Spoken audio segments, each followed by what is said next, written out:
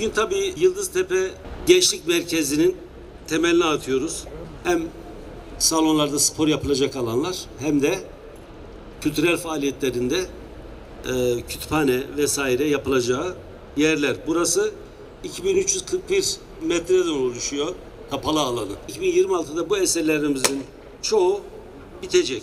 Biz sporla ilgili bugüne kadar 2,5 milyar liralık bir yatırım yaptık.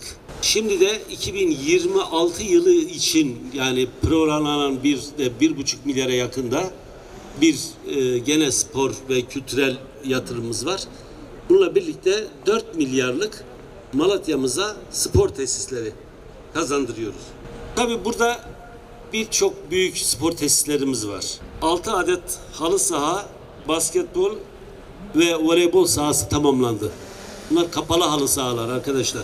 Devam eden inşaatlarımız Başarık Gençlik Merkezi. Yıldıztepe Gençlik Merkezi şimdi burada temelini atıyoruz.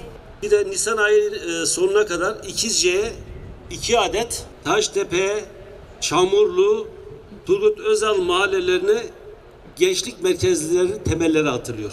Karagöz, Tecde, Engelsiz Yaşam Merkezi, Çarmızu'da büyük spor kompleksi. 16 adet halı saha ve basketbol, voleybol sahası inşaatları devam ediyor. Hepinizin bildiği gibi üniversitenin karşısında bir spor köyü inşaatımız var. Mevcut stadyumun yaşanabilir stat haline gelmesini sağlıyoruz. Şu anda spor köyünün aslında birinci etabını başlatmış olduk. Bildiğiniz gibi Büyükşehir Belediye'mizde Spor Bakanlığı ile beraber yaptığımız bölgenin en büyük kütüphanesi. Hakikaten Malatya'nın hepinizin gurur duyacağı, hepsinizin iftihar edeceği bir kütüphane olacak. Onlarca kütüphane yapıyoruz şu anda bu spor merkezlerinin içerisinde. İşte nev mekanlar, kitap kafeler. Bir de amatör spor evi yapıyoruz. İnönü Üniversitesi'nde 1500 kişilik bir spor salonu inşallah. Onu da başlayacağız. Allah'ın izniyle başlıyoruz. Erman Ilıcak Bey geldi. Burada bir protokol yaptı. Şehit Kemal Özalper Endüstri Meslek Lisesi buranın hafızası. Buranın biz tekrar milli eğitime kazandırılması gerektiğini ve orada bir çalışmalar yaptık. Oranın içerisinde bulunan bu Fırat Gençlik Merkezi vardı. Onu Fırat karşı tarafa yani Badılı Camii'nin alt tarafına yerini gösterdik. Okul inşallah Erman Ilıcak Beyefendi Malatya sağ olsun. Oraya Endüstri Meslek Lisesi'ni yeniden inşa edecek. Şehit Kemal Özalper'in o 3 tane tarihi tescilli bina var. Onları da restorasyonu yapılacak. 15 adet saha yapıyoruz. 6 tane ilçe gençlik merkezi. Bir de eski Malatya'da Karahan Spor Kompleksi. Su sporları merkezi var. İnşallah onu da öyle bir çalışmamız var. Onu da Malatya'mıza kazandıracağız. Gençlerimizin sporla buluşması için elimize gelen bütün gayreti gösteriyoruz. Hem gençlerimize hem çocuklarımıza. Gençlerimiz bizim geleceğimiz. Biz bu kötü alışkanlıklara giden yolları kapatıyoruz. İyi şeyler yapmak için de o yolları açıyoruz. Şu anda 2026'nın etkinliklerinin birçoğunu belirledik. Bakın özellikle yeni oluşturacağımız arkadaşlar çalışmalarını sürdürüyorlar. Uluslararası Aslantepe Yarım Maratonu. Uluslararası. 21 kilometre.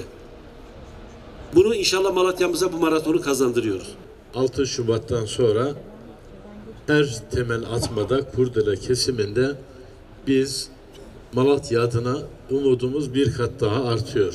Allah'a hamdolsun geldiğimiz noktada 6 Şubat'ın hemen hemen çok üzerinde bir Malatya ile karşı karşıyayız. Malatya'mız inşallah hak ettiği 6 Şubat öncesinde olduğu gibi hak ettiği yere tekrar gelecek.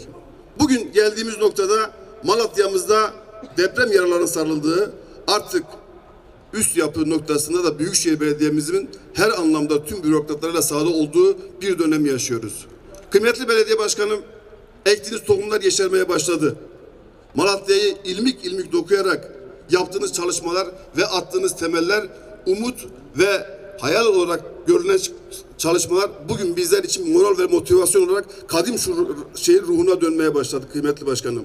Tabii Malatya ayağa kalkarken başkanımızın başlattığı bu her köşede yani her yerde değişik yerlerde spor tesislerinin açılması oradaki yaşam için çok önemli. O konuda kendisini tebrik ediyorum, teşekkür ediyorum. Malatya'mız için çok önemli olan yine bir gençlik merkezi, spor merkezi açılışında sizlerle birlikte olmaktan ben çok şeref duyuyorum. Bir Malatyalı olarak onur duyuyorum. Büyükşehir Belediye'mizin Sayın Belediye Başkanı, Büyükşehir Belediye Başkanımız Sami Erbeyefendi'nin göreve geldiği günden beri gerek amatör spor kulüplerini, gerek ilimizin spor merkezleri yapılmasıyla alakalı, gerek deprem sonrası şehrimizin tekrar ayağa kalkmasıyla alakalı göstermiş olduğu üstün emek, gayretlerden dolayı başta kendisine ve çok değerli ekibine, daire başkanlarına ben Futbol Federasyonu olarak değil, ilk önce bir Malatyalı olarak çok teşekkür ediyorum. Allah hayırlı mübarek etsin. Ya Allah, Bismillah.